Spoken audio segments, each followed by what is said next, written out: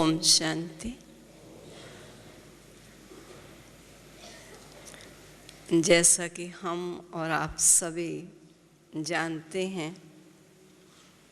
कि इस ईश्वरीय विश्वविद्यालय के 4 सब्जेक्ट्स हैं, 4 विषय हैं और प्रत्येक विषय महत्वपूर्ण है। एक भी ऐसा विषय नहीं जिसे हम कम महत्व का समझेंगे, लेकिन सब महत्वपूर्ण होने के बावजूद भी हम सभी योग पर विशेष ध्यान रखते हैं और सबका ध्यान खिंचवाते भी हैं, क्योंकि बाबा यही कहते हैं, बच्चे मैं तुम्हें राजयोग सिखाने के लिए आया हूँ। तो मैं जब आ रही थी तो रास्ते में मैं देख रही थी 2 बहनें दूसरों से पूछती हैं, क्लास शुरू हो गया? वो कहती नहीं 5:30 होगा, अभी नहीं हुआ। क्योंकि 5 से 5:30 तो योग का टाइम है, वो कोई क्लास थोड़ी है। और वास्तव में देखा जाए तो वो बहुत महत्वपूर्ण क्लास है, जो स्वयं प्यारे बाबा परम धाम छोड़कर इस साकार धरा पर उतरे और हम बच्चों को योग सिखा रहे हैं। इसलिए हम योग के महत्व को जानते हुए अगर उसका भी पूरा महत्व रखते हैं तो उससे हम अपने जीवन को अच्छे रूप से लाभान्वित कर सकते हैं। क्यों मैं ये बात सुना रही हूँ? क्योंकि हम सब एक ही मंजिल के राही हैं, जिन्होंने ब्रह्मा मुख कमल से ये ब्राह्मण जन्म लिया है। और हम सब जानते हैं कि हम उस नई सृष्टि की स्थापना के निमित्त बने हैं, जो सृष्टि सतो प्रधान सृष्टि होगी, जिसे सच्चू का संसार कहकर पुकारा जाता है, जो पवित्र देवस्थान होगा। लेकिन उस सृष्टि की स्थापना करने से पूर्व बाबा हम बच्चों को इशारा देते हैं कि जैसी सृष्टि के कर्तव्य में तुम बच्चे तत्पर हो, उसके अनुकूल आपका जीवन भी होना चाहिए।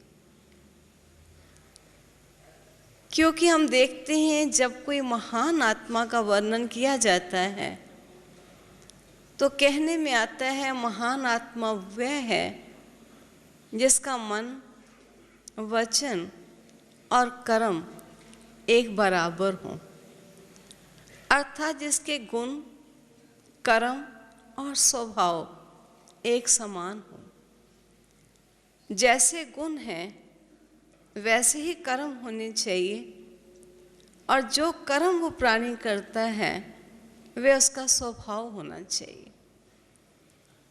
क्योंकि कई बार मनुष्य कोई अच्छा कर्म करता है, लेकिन किसी अन्य को देखकर या किसी अन्य के भय से भी कर सकता है। लेकिन महानता इसी चीज में है कि जब हमारा गुण कर्म के अनुकूल है और कर्म गुणों के अनुकूल है और स्वभाव भी उसी के अनुकूल ही चलता है, उसमें कुछ भी अंतर ना आ जाए।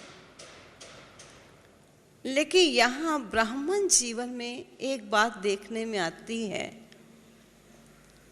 कि जो हमारे गुण हैं, कई बार वो गुण कर्मों में नहीं उतर पाते, और जब वो कर्मों में नहीं उतर पाते हैं तो वो स्वभाव जो कर्म के अनुकूल होना चाहिए, वह कर्म के अनुकूल स्वभाव नहीं बनता है। कारण क्या है कि मुझे मालूम है यह गुण है और यह अवगुण है, परंतु जन्म जन्मांतर के पुराने संस्कार जो हम आत्माओं ने कर्म कर बना लिए हैं वो कई बार हमारी जानकारी के मध्य भी विघ्न का रूप बन जाते हैं। मुझे पता है सहन शक्ति एक बहुत बड़ा गुण है, विशेष शक्ति है ये, लेकिन कई बार ऐसी उत्तेजना देने वाली परिस्थितियां पैदा हो जाती हैं जिस पर मनुष्य जानता हुआ भी सहनशीलता के बांध को तोड़कर कभी क्रोधित हो उठता है और कभी उत्तेजक होकर कुछ ना कुछ वचन बोल देता है। प्यारे बाबा की मुरली जो हम बच्चों के लिए एक अमृत है, पल पल हम बच्चों को डायरेक्शन देती है, क्योंकि वो जो संस्कार हैं वो बाबा के ज्ञान को जान लेने के बावजूद भी संस्कारों का प्रभाव हमारे गुणों पर और हमारे कर्मों पर आता है। इसलिए बाबा हम बच्चों को एक ही आदेश देते हैं कि बच्चे ज्ञान और योग का संतुलन चाहिए। जब तक ज्ञान और योग का संतुलन नहीं होगा तब तक आपके गुण, कर्म और स्वभाव एक बराबर नहीं होंगे। और जब तक गुण, कर्म, स्वभाव एक बराबर नहीं है तब तक आप आत्मा तो अवश्य हैं लेकिन महान आत्मा की लिस्ट में नहीं आ सकते। इसलिए मैंने ये शब्द पहला ही उच्चारण किया कि योग भी हमारा सब्जेक्ट है, वो भी हमारी क्लास है, उसे हम इग्नोर ना कर दें।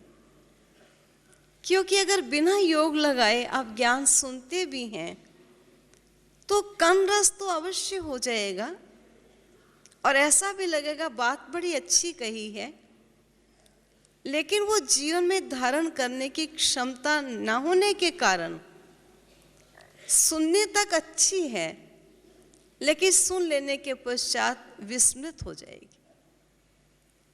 इसलिए बाबा का ये कहना चलता है कि बच्चे महावाक्य सुनो, सुनने के पश्चात उसको स्वाध्याय में लाओ और उसके पश्चात अपने जीवन की धारणाओं में उन्हें उतारो और फिर सेवा पर तत्पर हो जाओ। मुरली सुनने का भी बाबा ने हमको तरीका बताया है। हम केवल ये समझते मुरली सुननी है, लेकिन कैसे सुननी है ये कई बार हम विस्मृत हो जाते हैं, जिस कारण ये शब्द कभी सुनने में आता है। वाणी तो रोज सुनते हैं लेकिन जो अंतर जीवन में आना चाहिए, मेरे जीवन में या अन्य के जीवन में दिखाई देना चाहिए, वह पूर्ण रूपेण दिखाई नहीं देता। और उसका कारण एकमात्र यही है कि हम बाबा के महावाक्य सुनते कैसे। सुनने के पश्चात क्या हमने उसे स्वाध्याय किया? जो हमने लिख लिया, पॉइंट्स नोट कर लिए, क्या हमने उसको पढ़ा? वे प्यारे बाबा के महावाक्य हमारी स्मृति में सेट हुए। अगर वो स्मृति में ही नहीं रहेंगे तो हम और आप समझ सकते हैं कि वो कर्मों में नहीं उतर पाएंगे। इसलिए कर्मों में परिवर्तन लाने के लिए, जीवन को श्रेष्ठ बनाने के लिए जो भी कार्य किया जाए वो कायदे अनुकूल किया जाए। क्योंकि जब हम सब एक ही मंजिल के राही हैं और हमको बाबा ने बता दिया है कि बच्चे मंजिल बड़ी ऊंची है, रास्ता बड़ा साफ है, लेकिन उनके लिए जो श्रीमत की उंगली पकड़कर चलते हैं, अगर श्रीमत की उंगली पकड़ी नहीं है, वो ढीली है, तो रास्ता कठिन प्रतीत होगा। मार्ग की बाधाएं आपको खड़ा कर देंगी मंजिल कभी कभी आपको दूर प्रतीत होने लगेगी। इसलिए हम देखते हैं कई बार ऐसा शब्द सुनने में आता है, बाबा कहते हैं बच्चे तुम्हारी प्रत्यक्षता होगी और आपकी प्रत्यक्षता से बाप प्रत्यक्ष होगा, लेकिन अभी तक तो ना हमारी प्रत्यक्षता हो रही है ना हमसे बाप प्रत्यक्ष हो रहा है। पता नहीं कब बाबा प्रत्यक्ष होगा और कब हमारी प्रत्यक्षता होगी। बाबा जैसे कहते हैं वाणी पढ़ो, हम वाणी भी पढ़ते हैं। यथाशक्ति योग लगाओ, योग भी लगाते हैं। खान पान की शुद्धि रखो, शुद्धि भी रखते हैं। जो समय मिलता है, जितनी सामर्थ्य है, उस अनुसार सेवा में भी तत्पर रहते हैं। फिर भी जो अवस्था हमारी होनी चाहिए और जो सहज ही हम अपनी मंजिल की तरफ बढ़ते चले जाएं और मंजिल सामने दिखाई दे, उसमें अभी तक बहुत अंतर सा प्रतीत होता है। श्रीमत पर तो हम चलते हैं, पवित्र भी रहते हैं, फिर भी क्यों नहीं अभी तक जो प्राप्तियां प्राप्त होनी चाहिए, उन प्राप्तियों में अभी तक कमी होने का कारण क्या है? तो मैं बैठकर विचार कर रही थी कि जब कोई ऐसा सोचता है तो सोचना भी जरूरी है और ये विचार भी राइट है कि जब हम श्रीमत पर चलते हैं फिर भी जो परिणाम निकलना चाहिए, जो अवस्था श्रेष्ठ होनी चाहिए, जो जीवन में सिद्धि प्राप्त होनी चाहिए, वे अभी तक क्यों नहीं हो रही। उस पर विचार करते मुझे जो विचार चला, यही विचार चला कि मोटी मोटी श्रीमत को तो हम पालन कर लेते, लेकिन बाबा ने हमको प्रातः अमृत वेले से लेकर रात्रि तक और रात्रि के पश्चात भी सोने तक की भी श्रीमत दी हुई है। आप एक स्थान पर एक कागज ले लीजिए और उस कागज में नोट कीजिए कि अमृत वेले से लेकर रात्रि तक बाबा की क्या क्या श्रीमत है। आप रात्रि को सोने से पूर्व एक क्षण के लिए जरा चेक करके देखिए, इनमें से कितनी श्रीमत आपने पालन की और कितनी श्रीमत की अवज्ञा है। वो अवज्ञा ही हमें आगे नहीं बढ़ने देती। जैसे मैं अभी आपको सुना रही थी, ठीक है वाणी सुननी जरूरी है, ये बाबा की श्रीमत है, लेकिन वाणी सुनने के पश्चात स्वाध्याय करना, उस वाणी को पुनः पढ़ना या नोट किए उन नोट्स को पुनः पढ़ना और पढ़ने के पश्चात उस पर विचार सागर मंथन करना, क्या ये बाबा की श्रीमत नहीं है? वाणी पढ़ने तक की तो बात राइट है, लेकिन वाणी के पश्चात की भी तो श्रीमत है। और बाबा यहाँ तक कह देते हैं कि बच्चे अगर वाणी पढ़ने के पश्चात वाणी पर विचार सागर मंथन नहीं होता है तो समझ लीजिए कि आपकी आध्यात्मिक तंदुरुस्ती ठीक नहीं। जिस पर हमने ये सुन रखा है, बाबा ने एग्जाम्पल दिया है कि गाय घास खाती है, अगर घास खाने के बाद जुगाली नहीं करती तो गाय का मालिक समझ सकता है कि मेरी गाय तंदुरुस्त नहीं है, बीमार है। ऐसा नहीं कि वो बोलती है मेरे पेट दर्द हो गया या मेरे कान में दर्द हो रहा है, लेकिन केवल मात्र उसका पता चलता है कि गाय जुगाली नहीं कर रही, चुपचाप खड़ी है, कोई कारण अवश्य। ठीक बाबा ने भी हम बच्चों को कहा है, अगर आप बच्चे मुरली पढ़ते हो, मुरली सुनते हो, लेकिन उस पर आपका विचार सागर मंथन नहीं होता है, चाहे आप उसमें कितने भी बहाने लगा दीजिए, समय नहीं मिलता है या विचार चलता ही नहीं है, कैसे चलाएं वो गाइडेंस नहीं लेते, लेकिन चलता ही नहीं है कहकर छोड़ देते हैं। तो आध्यात्मिक तंदुरुस्ती नहीं है, क्योंकि हमने श्रीमत की अवज्ञा की। ठीक इसी प्रकार बाबा ने हम बच्चों को कहा, अमृत वेले उठो। बच्चे कभी कभी उठते ही पहला कार्य क्या करो, बाबा गुड मॉर्निंग। बाबा को पहले गुड मॉर्निंग करने के पश्चात दूसरा कार्य शुरू करना। सब अपने आप से पूछो, आंख खुलते ही ये शब्द हमारे मुख से प्रतिदिन निकलता है। छोटी सी बात है, लेकिन अवज्ञा अवज्ञा ही कहलाती है, चाहे वो छोटी हो या बड़ी हो।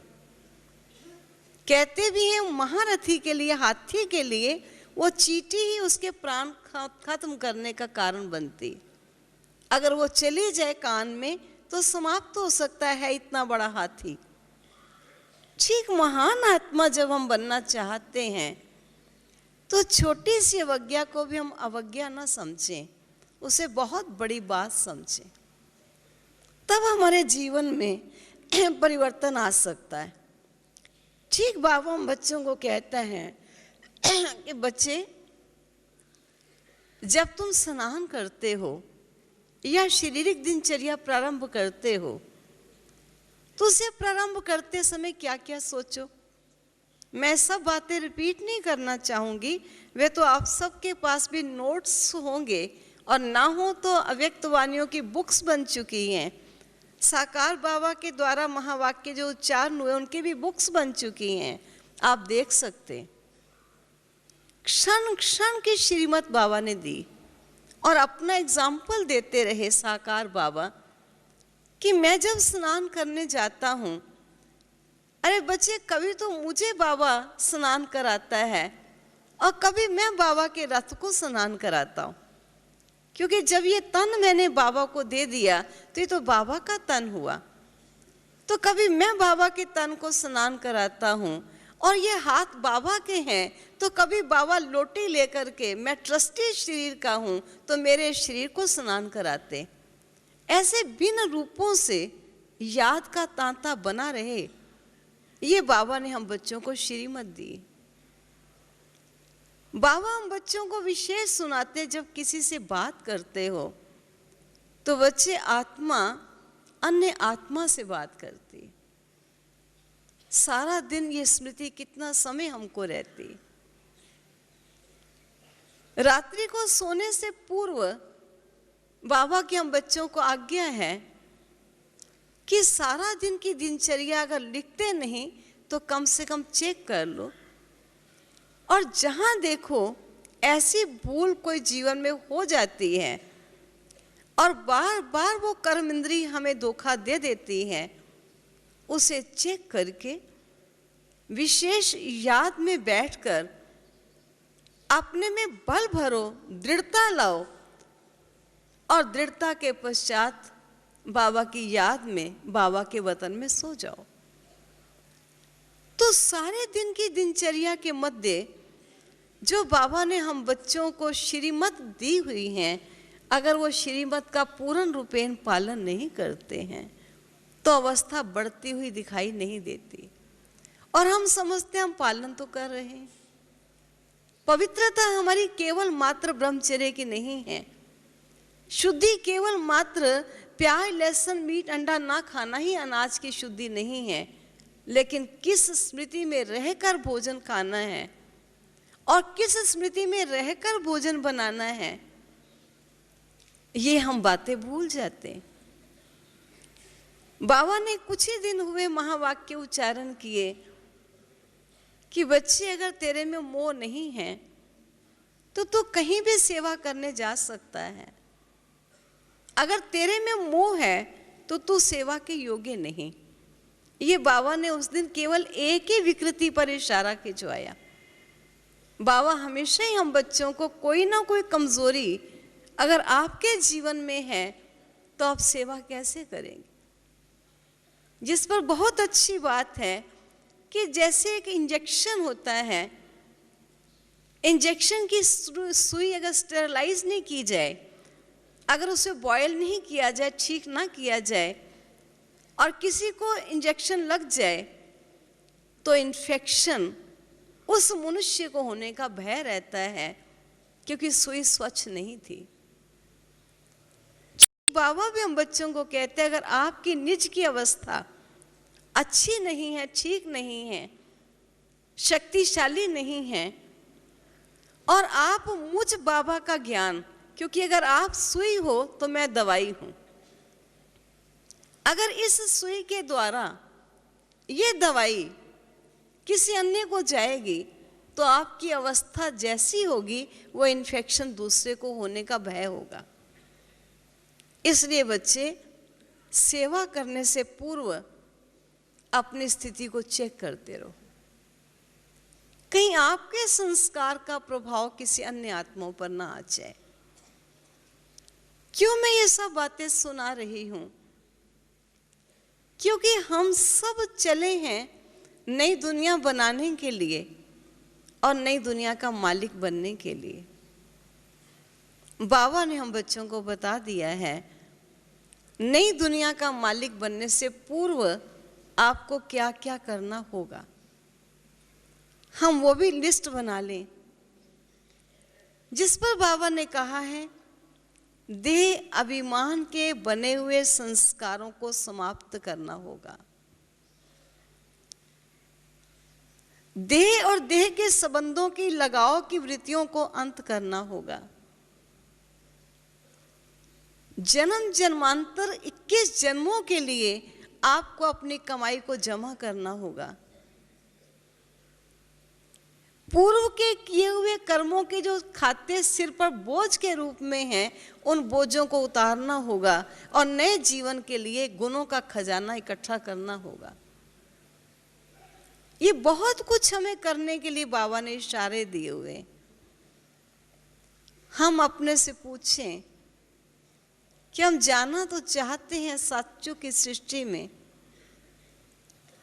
स्वयं को भी समझते हैं कि प्रत्यक्षता होनी चाहिए या हमसे हमारे बाबा की प्रत्यक्षता होनी चाहिए, लेकिन प्रत्यक्षता से पूर्व मुझे स्वयं क्या तैयारी करनी।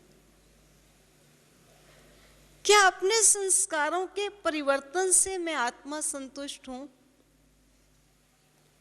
या मैं किसी अन्य के संस्कारों को देखती हुई अपने संस्कारों को उनके संस्कारों से प्रभावित कर लेती हूं कि फलाना ऐसा क्यों करते हैं, उनको ऐसा नहीं करना चाहिए, ये ऐसा नहीं होना चाहिए। बाबा ने हम बच्चों को स्लोगन दिया है, बच्चे तेरे परिवर्तन से विश्व का परिवर्तन होगा। तू किसी अन्य की चिंता ना कर, अपने जीवन को एग्जाम्पल बना ले,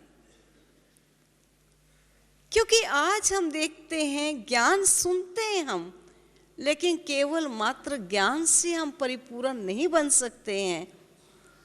इस ज्ञान से परिपूर्ण बनने के लिए हमें बहुतों के सहयोग की आवश्यकता है। कोई हो सकता है आपको कह दे, जाते हो ज्ञान में लेकिन आप में कोई परिवर्तन तो आया नहीं। हमको बुरा लगता है, भी आपका जीवन अपना तो अच्छा नहीं है, कम से कम हम आपसे तो अच्छे हैं, आपने हमें ऐसा क्यों कह दिया। बाबा कहते नहीं बच्चे, तुम देवता बनने जा रहे हो और तेरा टीचर मैं तो हूं, लेकिन आपके टीचर, आपके सभी क्लास के विद्यार्थी भी आपके टीचर हैं, आपके संबंधी भी आपके टीचर हैं, आपके कोलीग्स जो मित्र हैं वो भी आपके टीचर्स हैं, और जिनके साथ काम काज करते हो वह भी आपके टीचर हैं। ऐसा अगर समझकर अगर आपकी तरफ कोई उंगली करता है किसी कमजोरी की तरफ, तो थोड़ा चेक कर लो। ये ना अंदर से आए कि ये हमें ही हर बात कहने के लिए क्यों उत्तेजित हैं, स्वयं को क्यों नहीं देखते, क्योंकि हम देवता बनने वाले, वे देवता बनने वाले नहीं हैं। वे हमें संपूर्ण बनाना चाहते हैं और हम उनके सहयोग को क्यों ठुकरा दें। बाबा हम बच्चों को कहता है, बच्चे तेरे हर क्षण चारों तरफ अगर तुझे कोई करेक्शन देता है तो ये ना समझो कि मेरा इंप्रेशन बिगड़ जाता है। अगर मेरे में कोई कमी है तो इंप्रेशन तो वैसे ही बिगड़ा हुआ है। और अगर मैं किसी की बात को नहीं सुनना चाहूं तो मैं डबल इंप्रेशन बिगाड़ना चाह रही हूं। डबल इंप्रेशन डाला जा रहा है कि एक तो कमजोरी है, दूसरा अपनी कमी की तरफ इशारा भी सहन नहीं कर सकते। इसलिए बाबा हम बच्चों को कहते हैं, तुम अपनी अवस्था को संभाल के रखो। आप अपने साथ अन्य को कंपेयर ना करो। तो बाबा के महावाक्य हमको 4 बातें सिखाते हैं। पहली बात हमें कहते हैं कलेक्शन, संग्रह करो। बच्चे बाबा ने जो महावाक्य उच्चारण किए, उन महावाक्यों में ज्ञान के कौन कौन से मूल पॉइंट्स हैं जो आज मुझे बाबा ने दिए। योग की उन्नति करने के लिए, अवस्था को स्थिर करने के लिए मुझे बाबा ने कौन कौन सी आज युक्तियां बताई, वो मेरे पास नोट हो। धारणा के लिए आज बाबा का हम बच्चों को क्या इशारा है, और सेवा के लिए भिन्न युक्तियां जिससे हम आगे बढ़ सके, वो बाबा ने मुझे क्या दी। बाबा हम बच्चों को कहता है, पहले ज्ञान के अनमोल रत्नों को एकत्रित करो, जिसको मैं कह रही हूं कलेक्शन।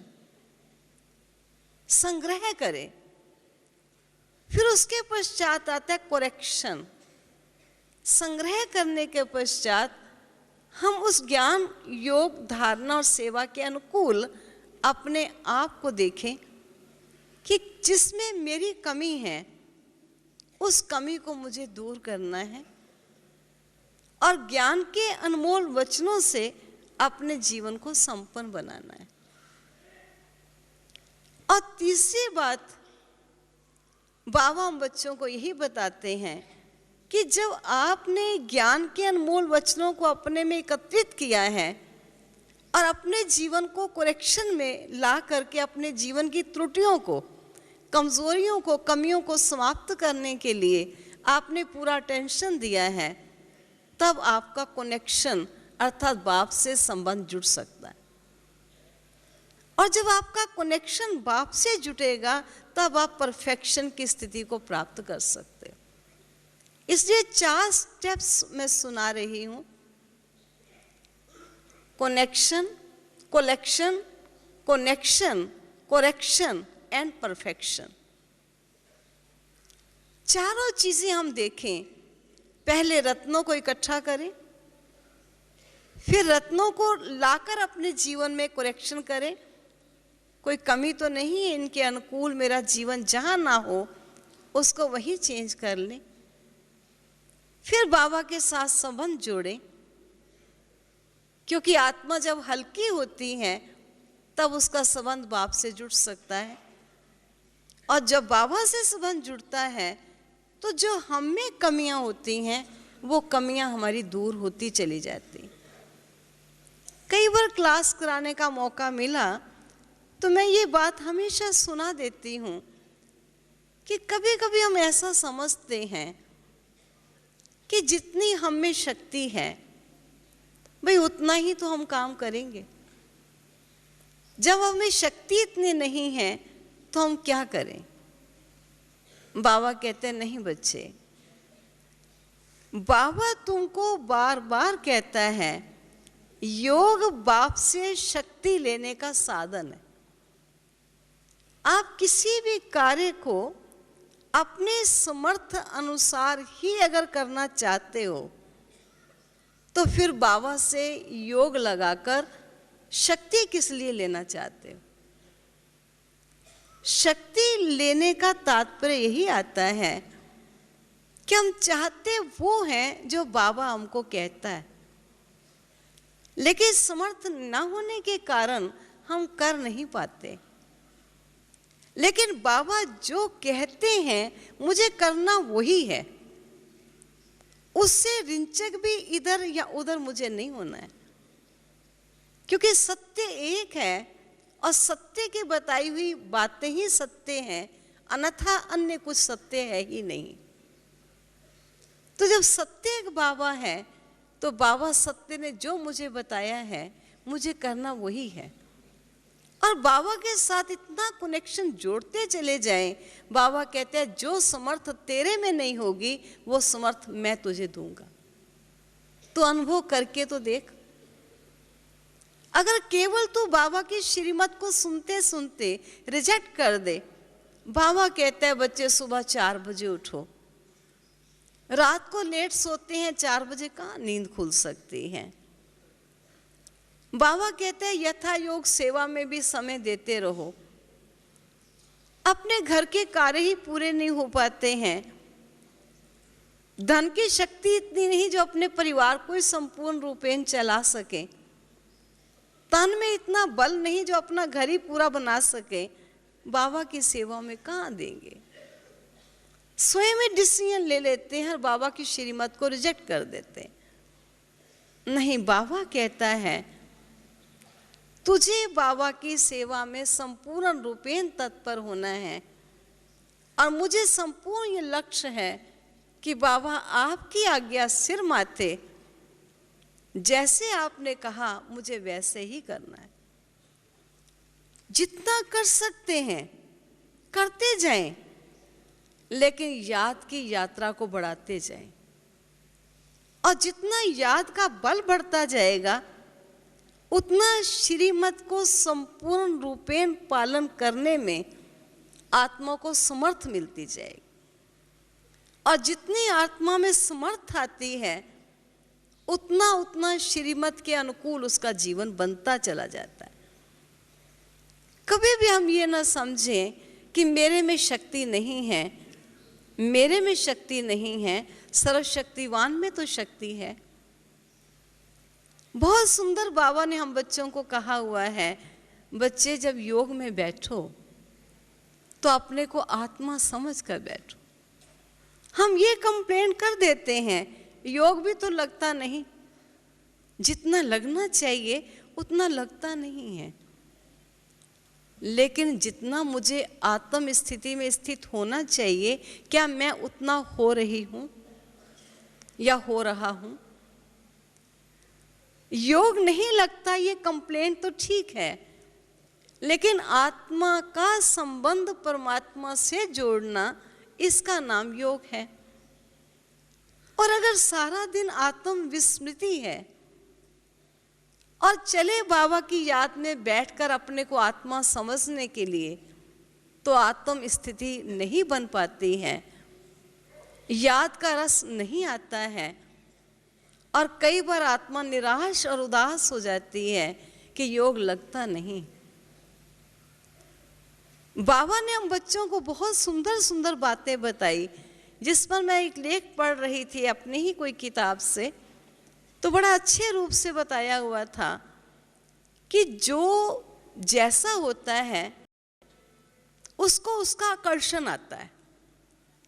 ये एक प्राकृतिक सत्य है, जिस पर एक सुंदर बात कही थी कि नदी है वो सागर से निकली और पुनः सागर की तरफ ही जाती है, क्योंकि उसका स्तोत्र सागर है। ठीक इसी प्रकार अगर एक गुब्बारे के अंदर आपने हवा भर दी तो जरा सा छेद हो जाए या कहीं से उसे स्थान मिल जाए तो हवा पुनः हवा की तरफ फिर मिल जाती है, निकलना शुरू हो जाती है, हवा हवा की तरफ जाती है। जो जिसका स्तोत्र होता है, जिसके समानता होती है, वो उसकी तरफ बढ़ता है। अब एक अग्नि जलाएंगे तो शोला कहाँ जाएगा? सूर्य की तरफ लपकेगा, ऊपर की तरफ जाएगा। अगर एक मटके के अंदर, जिसको कहते हैं मटके के अंदर क्या है? आकाश है, खाली है, जो ही मटका टूटता है तो आकाश आकाश में मिल जाता है। तो हमेशा आकर्षण जो जैसा होता है उसका उसकी तरफ होता है। अब बाबा हम बच्चों को कहते हैं कि आप बच्चे जब मेरी याद में बैठो तो अपने को आत्मा समझकर मेरी याद में बैठो। तो मैं इस बात को पढ़ते हुए सोच रही थी कि बाबा का कहना कितना गहन है, लेकिन हम कई बार मोटे रूप से बात को समझ लेते हैं। जिसे मनोवैज्ञानिक नियम के अनुकूल भी कहा गया है कि जब एक जैसे दो मनुष्य के स्वभाव या दो एक समान होते हैं तो आपस में अट्रैक्ट होते हैं, उनका खिंचाव एक दो के प्रति होता है। अब कोई मनुष्य जिसको प्रकृति का सौंदर्य अच्छा लगता है वो प्रकृति की तरफ अट्रैक्ट होता है, पहाड़ों पर चढ़ेगा, नदियों पर जाएगा, बगीचों में घूमेगा, माउंटेनियर बनेगा, पहाड़ कहाँ से कहाँ पहुँचता रहेगा। किस लिए? क्योंकि उसकी जैसी नेचर है वो वहाँ अट्रैक्ट हो रहा है। कोई इंद्रियों की गुलाम है तो वो इंद्रियों के विषयों में जाएगा, खाने की तरफ, देखने की तरफ, सुनने की तरफ, उसको इंद्रियां खींच रही। और कोई ऐसा भी है कि उसको विशेष आकर्षण उस आत्मा को, जैसा उसका स्वभाव होगा, मान लीजिए किसी मत, किसी धर्म, किसी जाति, उसकी तरफ उसका आकर्षण हो रहा है। जो जैसा होगा उसको वो आकर्षण मिलता है। बाबा हम बच्चों को कहते हैं, बच्चे इस संसार के पुल से, संसार के आकर्षण से अगर तुझे मुक्त होना है, किसी प्राणी मात्र के आकर्षण से भी मुक्त होना है, तो उसका एकमात्र उपाय है कि तू देह में रहते हुए भी अपने देही स्वरूप की स्मृति को बढ़ाता चला चल। जब तेरे देही स्वरूप की स्मृति बढ़ती है तो मैं देही नहीं लेकिन आत्मा शांत स्वरूप है, पवित्र स्वरूप है, आनंद स्वरूप है। तो आत्मा जब अपने स्वरूप में, स्मृति में स्थित होती है तो उसका जो आकर्षण होता है वो जगत के, प्रकृति के पदार्थ, माया के जाल या प्राणी मात्र की तरफ नहीं हो सकता है, उसका आकर्षण बाबा की तरफ जरूर होगा। लेकिन देही अभिमानी अवस्था ही बनाने का अभ्यास पूर्ण नहीं कर पाते। सारा दिन देह में रहने के कारण देही समझते।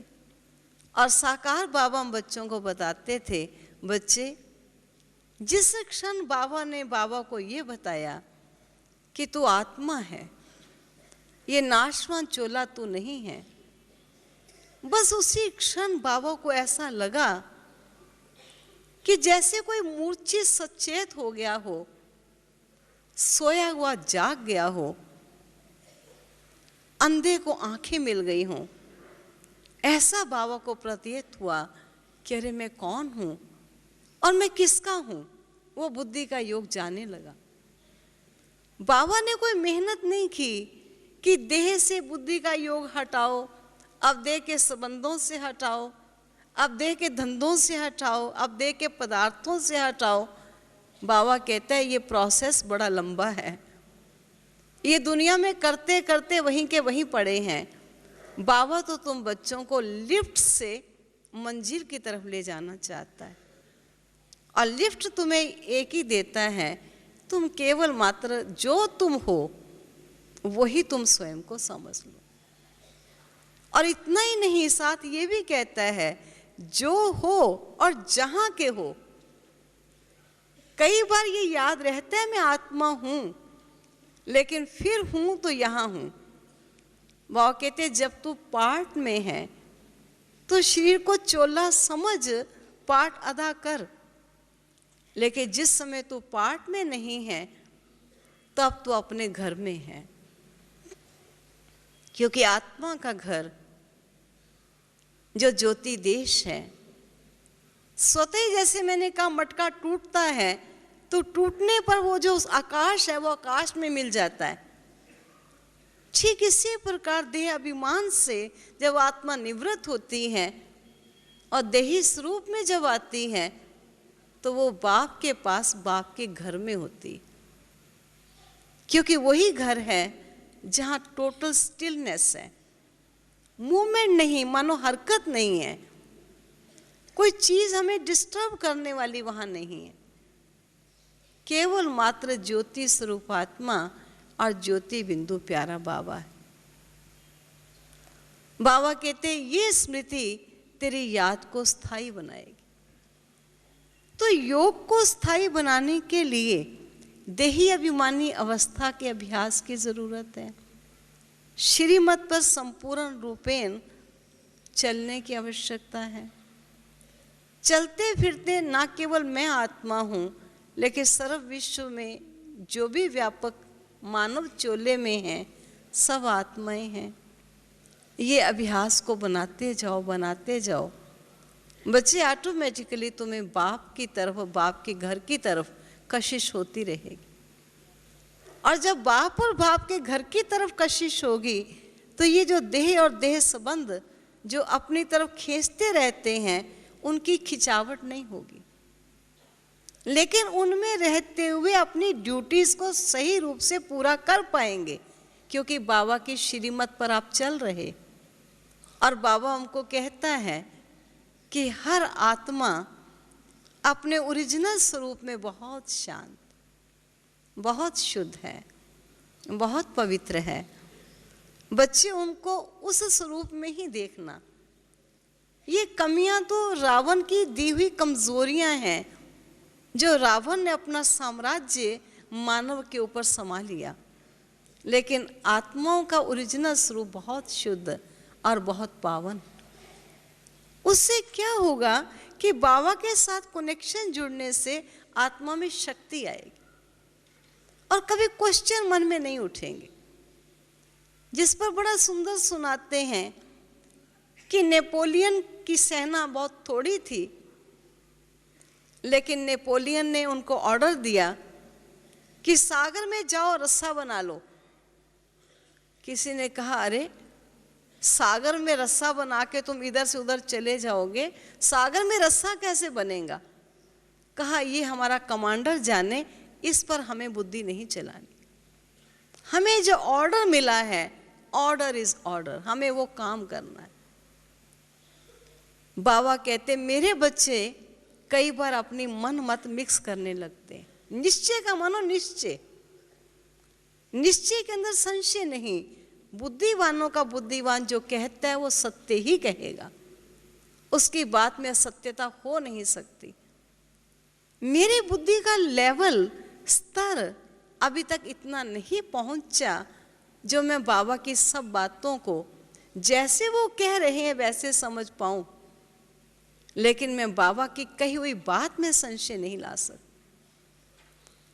हम बच्चे कई बार विश्वास करते हैं, लेकिन थोड़ा लेट। जिस पर मैं सोच रही थी, बाबा कहते थे उस समय की बातें, बच्चे ऐसा समय आएगा कि मधुबन में देश और विदेश के बच्चे आएंगे, इस दरवाजे से आएंगे और उस दरवाजे से निकल जाएंगे। तो बड़ा अजीब सा लगता था, मधुबन में आएंगे, इस दरवाजे से आएंगे, उस दरवाजे से चले जाएंगे, ये कैसे हो सकता है? आज हम देखते हैं सब जाते हैं, बसें भर भर के जाती हैं विजिट करने के लिए। ये बाबा की झोंपड़ी है, ये बाबा का कमरा है। वो समय जबकि वहाँ रहते ही थे, लेकिन आज केवल विजिट करने लिए। और बाबा कहता, बच्चे ये जो किचन है उस समय छोटी किचन थी, लेकिन इतनी छोटी तो नहीं थी। तो बाबा कहता, तुम्हारे देगचे इतने बड़े बड़े होंगे जिसमें तुम्हारी चीज़ें बनेंगी। तो मुस्कुरा देते थे अंदर से कि अभी तो जरा सा बाहर निकलो तो लोग बोलते हैं ब्रह्मा कुमारियों के पखंड से बचो, और इतनी ग्लानि करते हैं। और बाबा कहता है कि तुम्हारे इतने बड़े बड़े देगचे होंगे और इतने लोग आएंगे। ये बाबा हम बच्चों को बहला देता है। लेकिन सत्य बाप जो कहता है वो सत्य है। आज भी बाबा बार बार हम बच्चों को बताता है, बच्चे समय बहुत नाजुक आने वाला है, अभी नाजों से चलने का समय नहीं है। क्योंकि मधुबन में भी जब आते हैं तो मैं देख रही थी बाहर बगीचे में खड़े हैं, कोई लिटरेचर स्टॉल पर चीज़ें देख रहा है, कोई बाहर की मार्केट में भरा हुआ है। मधुबन धरती शॉपिंग सेंटर नहीं है। साहित्य बहनें लेकर जाती, आप सेवार्थ लेते, वो अलग चीज़ है। यहाँ से कपड़े ले लो, यहाँ से स्वेटर ले लो, यहाँ से पोते पोतियों के लिए कोई सामान ले लो, कोई चीज़ें ले जाओ, सारी दुनिया भरी हुई है। मधुबन जब हम आते हैं, यहाँ आते हैं अपने जीवन को ईश्वरीय वरदानों से भरपूर करने के लिए। हम बैठें, बाबा के साथ रूह रिहान करें, जिस पर बाबा हम बच्चों को कहते हैं, बच्चे सुबह सुबह जब उठते हो ऐसे समझो जैसे विश्व के ग्लोब पर हम बैठे हैं और सर्वशक्तिवान अपनी सर्व शक्तियों की किरणें हमें दे रहे हैं, और वो किरणें सारे विश्व को शक्ति देने का कार्य कर रही।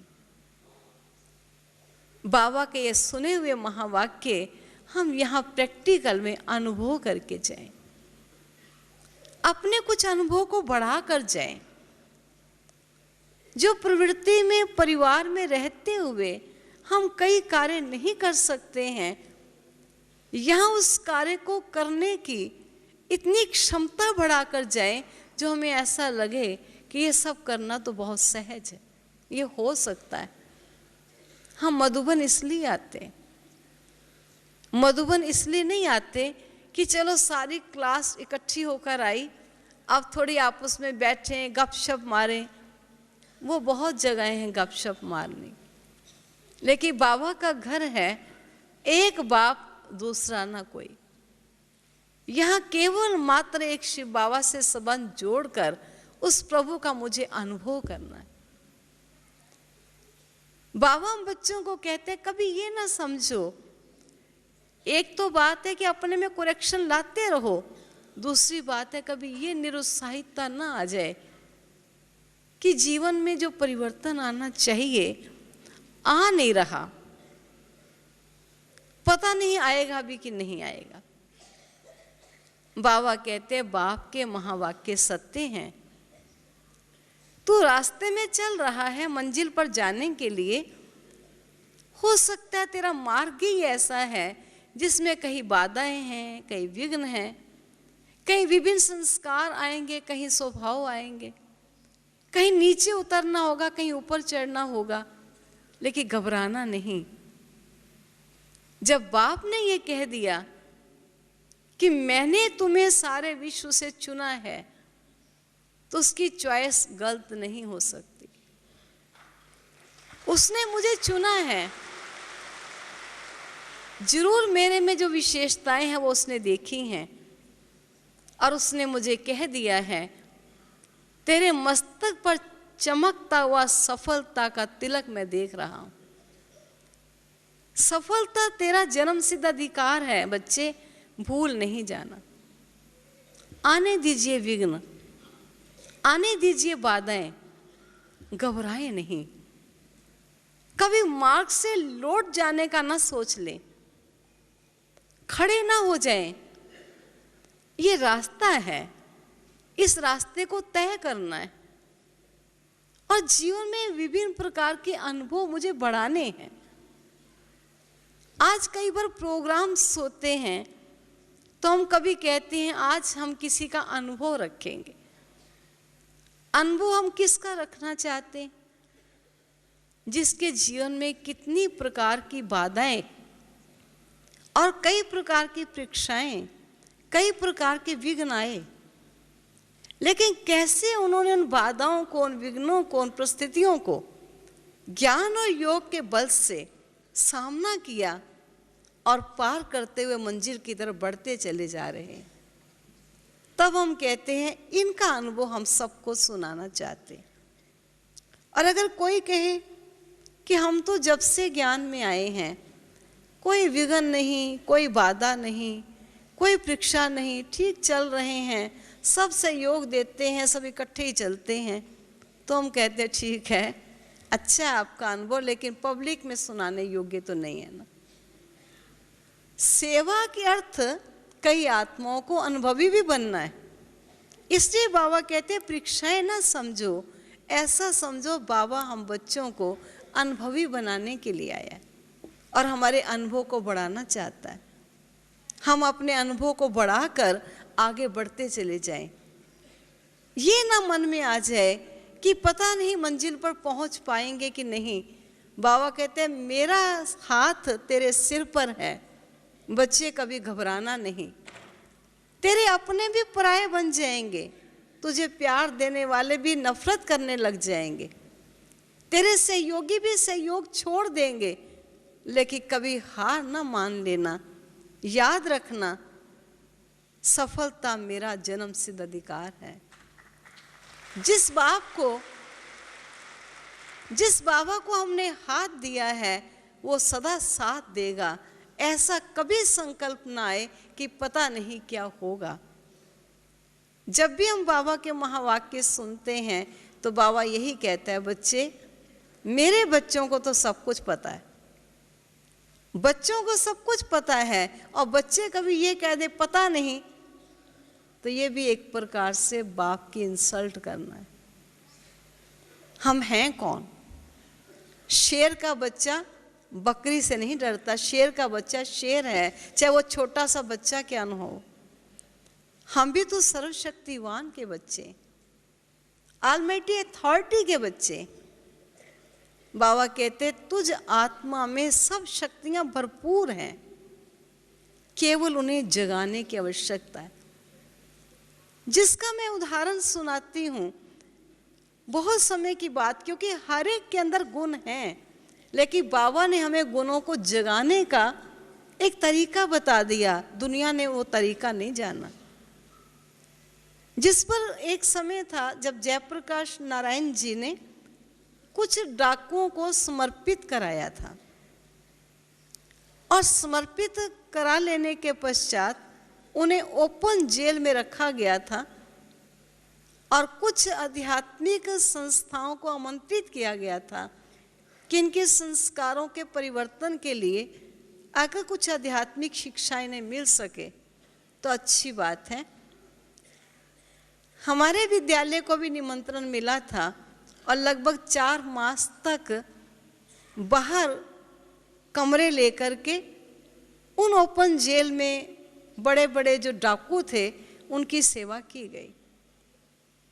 उसमें मुझे याद आता है एक डाकू माधो सिंह नाम है या मान सिंह, दोनों में से एक है, बड़ा फेमस डाकू रहा जिसने कितनों को मारा और कितनों को लूटा होगा। तो उनसे पूछा गया कि आपने समर्पित कैसे किया, तो उन्होंने अपनी बहुत अच्छी कहानी सुनाई। तो कहानी में मैं कहानी इसलिए सुनाऊंगी, बताना चाहूंगी गुण सब में है, इमर्ज करने की बात है, जागृत करना है। तो उन्होंने कहानी सुनाई कि मैं समर्पित नहीं हुआ जबकि अन्य मेरे डाकू समर्पित हो गए, लेकिन उस समर्पण के पश्चात भी मैंने बहुत बड़ा डाका डाला और एक स्कूल में लगभग 50 बच्चों की बस भरकर, वो भी अपनी सारी युक्ति सुनाई, कहानी पूरी लंबी है। तो मैंने 50 बच्चों की बस भरकर लेकर उन्हें गुमराह लेकर चल दिया, लेकिन जब पुलिस को इन्फॉर्मेशन मिली कि वो बच्चे सही प्राणी के द्वारा नहीं गए लेकिन कोई अन्य उन्हें ले गया, तो पुलिस ने हमारा पीछा कर ऐसे 50 बच्चों को लेकर, तो बच्चों को कहा बच्चे भागो क्योंकि पीछे से पुलिस सामना कर रही है। तो बच्चे भी पहाड़ों के रास्ते में भागने शुरू हुए। तो कहा पीछे से एक गोली लगी और एक छोटे से बच्चे के पाँव में लगी। जो इस बच्चे के पाँव में गोली लगी तो बच्चा रोता हुआ मुझे देखकर कहता है पापा मेरे पाँव में गोली लग गई। कहा मेरा भी इतना ही छोटा बच्चा था, जिस समय उस बच्चे ने कहा पापा मेरे पाँव में गोली लग गई, मुझे ऐसा लगा कि बेटा तेरे पाँव में गोली नहीं लगी, ये मेरे सीने में गोली लगी। उसी क्षण ये निर्णय ले लिया कि आज के बाद ये गलत काम नहीं करूँगा, और मैंने जाकर समर्पण कर दिया।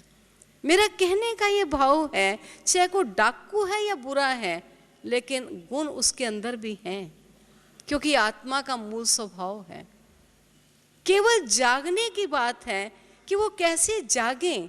और प्यारे बाबा हम बच्चों को रोज महावाक्य यही सुनाते हैं कि बच्चे, आत्मा के अंदर जो शक्तियां हैं उन्हें जागृत करने के लिए नित्य ज्ञान सुनते जाओ, नित्य योग लगाते जाओ। सुषुप्त शक्तियां जब जागृत होती जाएंगी तो जो आत्मा का मूल स्वरूप था, पुनः आत्मा उस मूल स्वरूप को प्राप्त कर लेगी। ओम शांति।